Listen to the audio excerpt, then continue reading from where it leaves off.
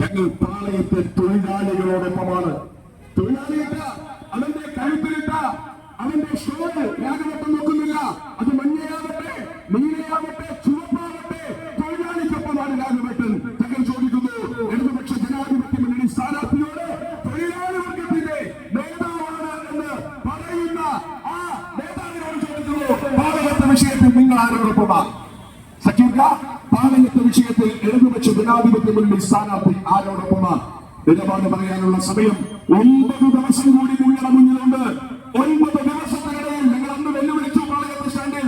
ചേരാജേട്ടൻ വന്നില്ലല്ലോ, പാളയത്ത് വന്നില്ലല്ലോ, മറുപടി പറഞ്ഞില്ലല്ലോ.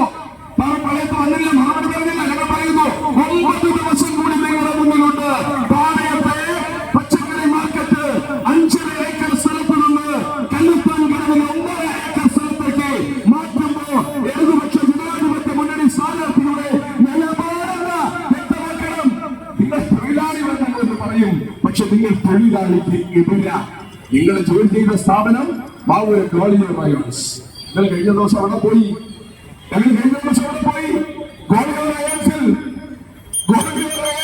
കാട് പിടിച്ചു കിടക്കുക. ഗോളിയർ റയോൺസ് കാട് പിടിച്ചു കിടക്കുക. അപ്പൊ ആരോ പറഞ്ഞു, കക്കയത്തുനിന്ന് കിട്ടുന്ന